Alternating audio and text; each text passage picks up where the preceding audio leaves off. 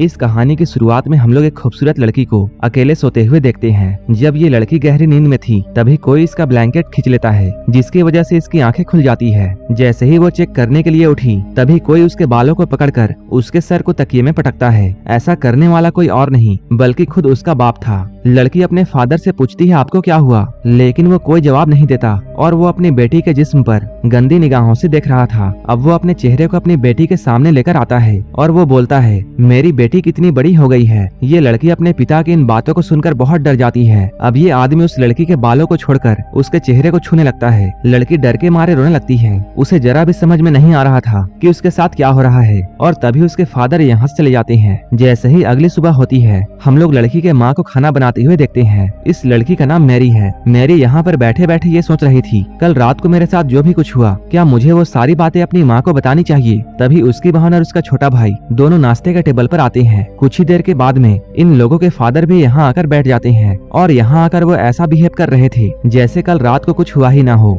मेरी मन ही मन में ये सोचती है कल रात को तो ये मुझे बहुत बुरी निगाहों से देख रहे थे, लेकिन अभी ये इतने नॉर्मल कैसे हैं। इसके बाद मेरी टेबल से उठती है और यहाँ से चली जाती है। तभी उसकी मदर यहाँ आकर खाने को जोर से टेबल पर पटकती है। यहाँ पर मॉम बहुत ही अजीब तरीके से खाने को खाती है, जैसे कि उन्होंने महीनों से खाना नहीं खाया हो। मॉम को ऐसे अजीब हरकतें करते हुए देखकर उसके बच्चे डरते हैं। तभी उसका बेटा भी खाने को उगल देता है और कहता है खाने में बहुत नमक है। तभी मॉम उसी खाने को उठाकर पागलों की तरह खाने लगती है। आखिर इस फैमिली के साथ में इतनी अजीब घटनाएं क्यों हो रही है। असल में इस फैमिली ने जब से एक नए कॉटेज में शिफ्ट किया है तभी से इनके साथ में अजीब सी घटनाएं हो रही हैं। इनके पड़ोसी कभी इनके आंगन में कोई अजीब सी स्टैचू लगा देते हैं तो कभी कोई उनके घर के सामने मरा हुआ जानवर लटका देता है। वहीं फादर हर रात को अपनी बेटी के साथ में अजीब सी हरकतें करते हैं। इसके अलावा मॉम भूखे भेड़िया की तरह खाने को खाती है और अपना खाया हुआ खाना अपने बेटे को भी खाने के लिए देती है, लेकिन बेटा इस खाने को खाना नहीं चाहता और वो अपने पिता की तरफ देखता है। वो कहते हैं अगर तुम इस खाने को खाना नहीं चाहते तो मत खाओ। फादर के इस बात को सुनकर मॉम उन्हें गुस्से भरे निगाहों से देखती है। इसके बाद वो खाने को टेबल पर फेंक देती है और प्लेट्स को भी जमीन पर फेंकती है। ये सब देखकर बच्चे बहुत डर जाते हैं। वो अपने बेटे को चिल्लाकर ये कहती है जो भी कुछ मैं बनाती हूँ तुम चुपचाप उसे खाया करो। वो इतनी जोर से चिल्लाती है कि उसका बेटा डर से रोने लगता है। बाप और बेटी को समझ में नहीं आ रहा था कि मॉम को क्या हो रहा है, लेकिन ये सब तो बस शुरुआत थी। इधर मैरी जब बाथरूम में नहा रही थी तभी कोई उसके पास आकर खड़ा हो जाता है। जब वो शीशे को साफ करके देखती है तब वो अचानक अपनी बहन को यहाँ देखकर डर जाती है। कुछ देर के बाद ये दोनों बहनें कमरे में होती हैं। तभी छोटी बहन मैरी को यह बताती है कि कैसे हर रात उसके फादर उसके कमरे में आते हैं और उसके साथ अजीब सी हरकतें करते हैं। मैरी जब अपने बहन से इन बातों को सुनती है तो उसे यकीन नहीं होता है कि उसके बहन के साथ में भी वैसा ही हो रहा है जैसा कि उसके साथ हर रात होता है। ये लोग अभी बातें कर ही रहे थे तभी इनके डैड अचानक यहाँ आ जाते हैं। इनके डैड ने भी इन दोनों की बातें सुन ली थी। तभी अचानक वो एक चाकू निकालकर इन दोनों पर हमला कर देते हैं। मैरी उन्हें धक्का देकर गिरा देती है और ये लोग अपनी जान बचाकर कमरे से भागते हैं। फिर से उनके डैड उनके सामने आ जाते हैं और मैरी की बालों को पकड़ लेते हैं। वो कुछ देर इन दोनों को देखते हैं और फिर मैरी को उठाकर फेंकते हैं। मैरी सीढ़ियों पर जाकर गिरती है और चोट की वजह से बेहोश हो जाती है। वहीं मैरी की बहन एना डरकर वहाँ से भागने लगती है। जब वो पीछे मुड़कर देखती है तब वो पाती है उसके डैड उसके पीछे नहीं आ रहे हैं। इधर डैड स्टोरेज रूम में गए हैं और वहाँ से वो एक हथौड़ा लेकर बाहर आते हैं। तब तक इधर मैरी को भी होश आ जाता है। वो अपनी बहन एना को ढूंढने लगती है। तभी अचानक उसे ऐसा लगता है जैसे कोई उसके पीछे है। वो जैसे ही पीछे मुड़ी सामने उसके डैड हथौड़ा लेकर खड़े थे। वो हथौड़े को लेकर मैरी पर हमला करने ही वाले थे।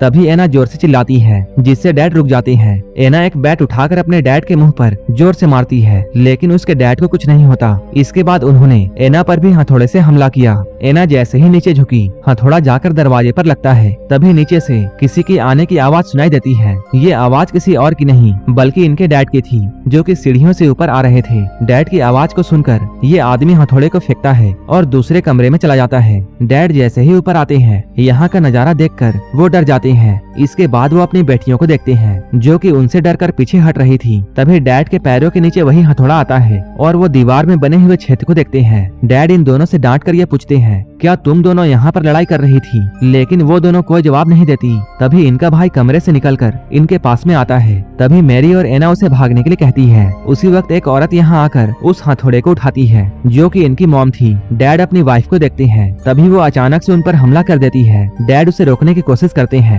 लेकिन वो औरत इन्हें धक्का देकर गिरा देती है। मॉम यहाँ पर बहुत डरावनी स्माइल करती है और वो टूटे हुए कांच पर पैर रखकर बड़ी आसानी से अपने रूम में चली जाती है। नीचे से फिर से किसी औरत की आवाज आती है और ये आवाज किसी और की नहीं बल्कि इनकी असली मॉम थी। वो यहाँ आकर इन सभी से पूछती है कि यहाँ क्या हो रहा है, लेकिन अब सभी लोग उनसे डरने लगते हैं। ये लोग डरते हुए रूम का दरवाजा खोलते हैं, लेकिन अब इस रूम में कोई नहीं था। इसके बाद ये लोग फ्लोर पर पड़े हुए हथौड़े को देखते हैं। मॉम अपनी बेटियों के पास में जाकर पूछती है क्या हुआ है, लेकिन एना और मैरी अपनी मॉम से बहुत डर रही थी। इसके बाद डैड अपने भाई को अपने घर पर बुलाते हैं। इनका भाई चर्च में एक पादरी था। चर्च के फादर यहाँ आकर उन्हें और भी ऐसे ही घटनाओं के बारे में बताते हैं, लेकिन उसका बड़ा भाई इन सब में विश्वास नहीं करता था। रात को ये सभी लोग ये डिसाइड करते हैं कि ये सभी लोग एक साथ एक ही रूम में सोएंगे, लेकिन रात में इनके छोटे बेटे को टॉयलेट आती है। वो बिना किसी को परेशान किए खुद अकेला ही बाथरूम चला जाता है। तभी उसी की तरह दिखने वाला एक बच्चा रूम में आता है। वो एक चाकू को उठाकर अजीब सी स्माइल करता है। वो फादर को मारना चाहता था, लेकिन वो उसे नहीं मारता। देखने में ऐसा लग रहा था जैसे कि उसे ऐसा करने में किसी चीज ने रोक दिया हो। आज की रात आराम से गुजर गई। फादर इस चीज से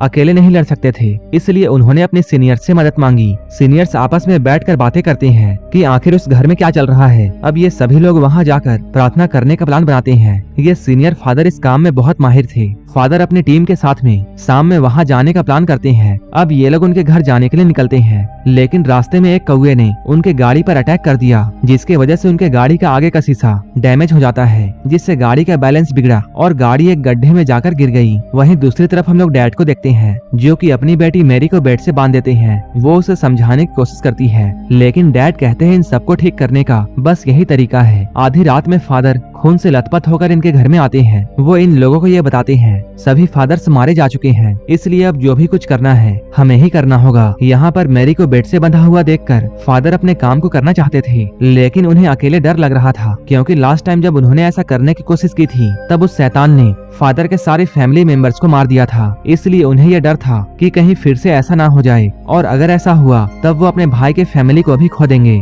लेकिन उसका बड़ा भाई रोते हुए उससे कहता है तुम अपना काम करो, हम लोगों को मिलकर लड़ना होगा, नहीं तो वो हम सभी को मार देगा। ये बात सुनकर फादर कैंडल्स को जलाते हैं और मैरी के ऊपर होली वाटर छिड़कते हैं। मैरी होली वाटर की वजह से चिल्लाने लगती है। इसके बाद फादर मैरी के सीने पर एक क्रॉस रखते हैं और इसके बाद वो उसे एक छड़ी से मारने लगते हैं। मैरी दर्द से चिल्लाने लगती है। वो पूछती है वो लोग उसके साथ ऐसा क्यों कर रहे हैं। फादर मैरी के डैड से ये पूछता है क्या तुम अब भी इस इलाज को कंटिन्यू करना चाहते हो। ये सब देखकर मैरी के डैड रोने लगते हैं। जब एक छड़ी टूट जाती है तब पादरी दूसरी छड़ी निकालता है। मैरी दर्द के मारे बेहोश हो जाती है। वहीं दूसरी तरफ हम लोग उस जगह को देखते हैं जहाँ यहाँ पर आने वाले फादर का एक्सीडेंट हुआ था। यहाँ पुलिस की टीम पहुँच चुकी है। जैसे ही वो लोग गाड़ी से फादर को निकालते हैं, गाड़ी में जोरों से धमाका होता है। इन सभी लोगों के बीच में मैरी के डैड का भाई भी मौजूद होता है। इसका मतलब ये था कि वो आदमी जो कि अभी मैरी के घर पर है वो कोई पादरी नहीं बल्कि खुद वही शैतान है। इसलिए वो मैरी को बेवजह दर्द दे रहा था। लेकिन अब मैरी की मॉम से ये सब बर्दाश्त नहीं होता।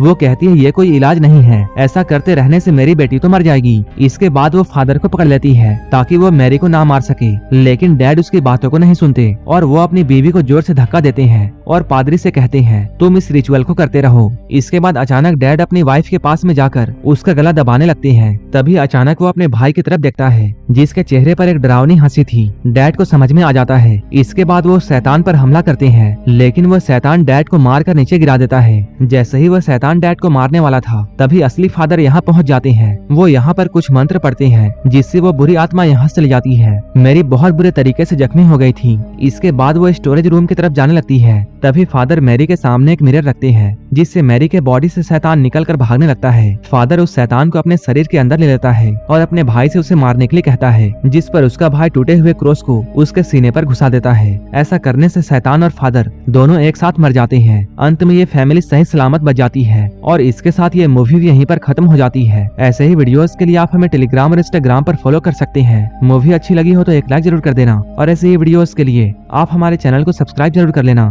तो मिलते हैं हमारे नेक्स्ट वीडियो में।